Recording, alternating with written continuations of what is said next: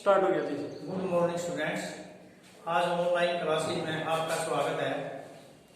आज हम कक्षा 8 के विद्यार्थियों को सामाजिक विज्ञान के विषय के बारे में पढ़ाएंगे।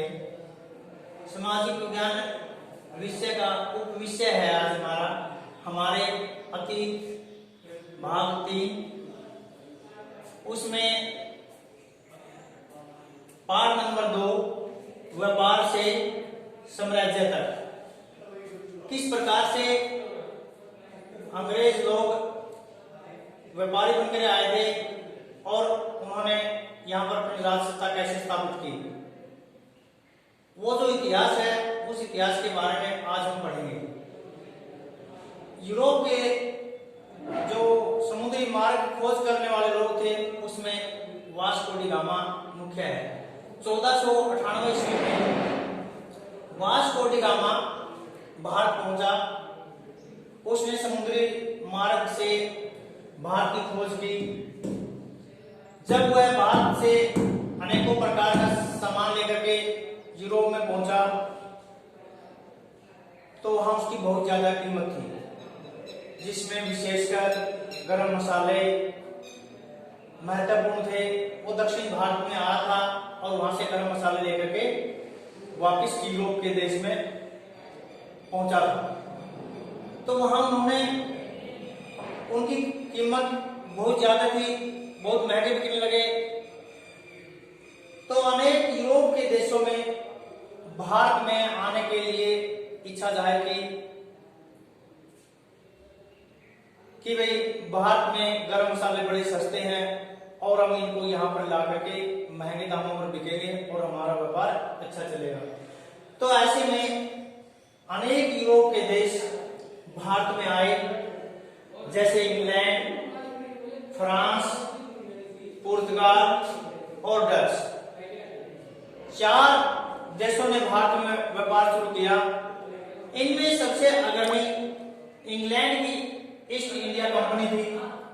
ईस्ट इंडिया कंपनी ने 1600 ईस्वी में इंग्लैंड की महारानी एलिजाबेथ से व्यापार की अनुमति ली। व्यापार की शुरुआत थी और 1600 ईस्वी में ईस्ट इंडिया कंपनी भारत में पहुंची।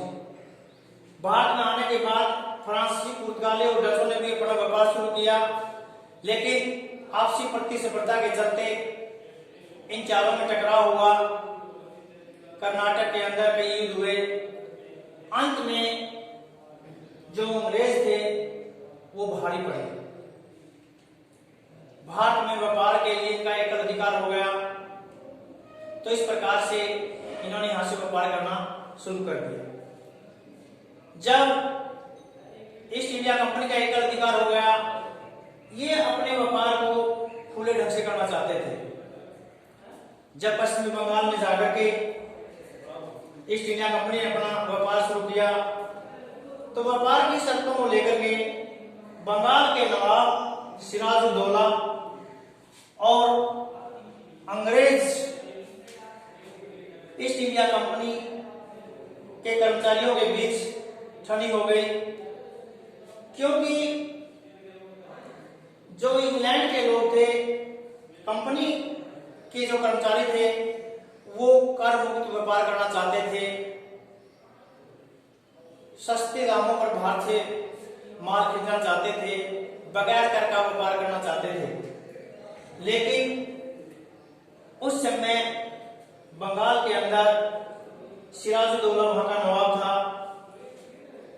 सिराजुद्दौला ने कर मुक्त व्यापार की अनुमति नहीं दी, तो दोनों के बीच टकराव हो गया। सिराजुद्दौला और कंपनी के कर्मचारियों के बीच अनबन शुरू हो गई।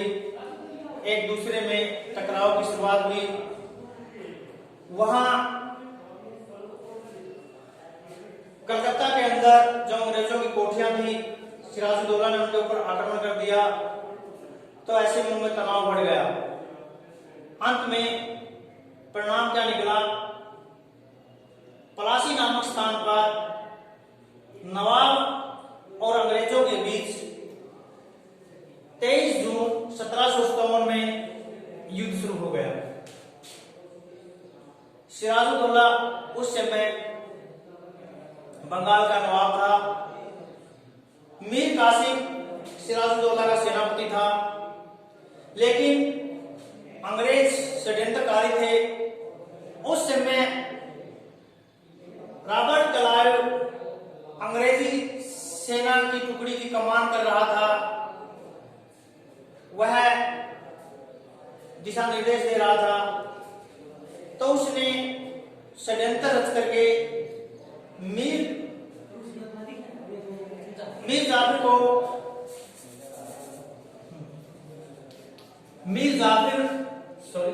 जाफर नवाब का सेनापति था। तो उसने धोखे से मीर जाफर को लालच दिया, कहा कि आप अंग्रेज का नवाब का साथ छोड़ दे और ब्रिटिश सेना का साथ दे, कंपनी की सेना का साथ दे, हम आपको नवाब बना देंगे। तो ऐसे में मीर जाफर लालच में आ गया और लालच में आकर के उसने सिराजुद्दौला को धोखा दिया और अंग्रेजों का साथ दिया। अंत में सिराजुद्दौला लड़ते लड़ते मारा गया और अंग्रेजों की युद्ध में जीत हुई। इस जीत के बाद अंग्रेजों का बंगाल के ऊपर अधिकार हो गया और इस प्रकार से अंग्रेजों की जीत होने के बाद इस युद्ध के निम्नलिखित परिणाम निकले। पहला परिणाम था सिराजुद्दौला मारा गया।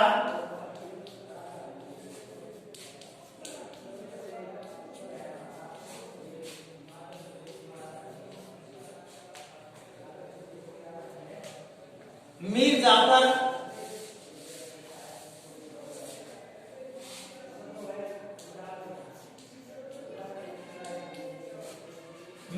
को बंगाल का नवाब बना दिया गया।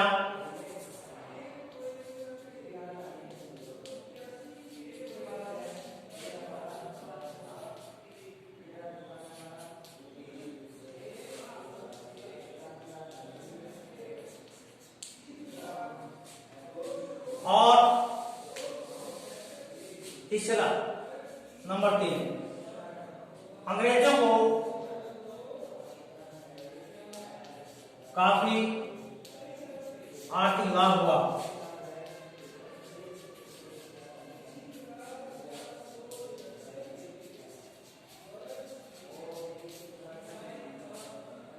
अब बंगाल के ऊपर अंग्रेजों को अधिकार प्राप्त हो गया। बंगाल के ऊपर अंग्रेजों ने अपना अधिकार बना लिया। बंगाल के ऊपर अंग्रेजों का अधिकार हो गया।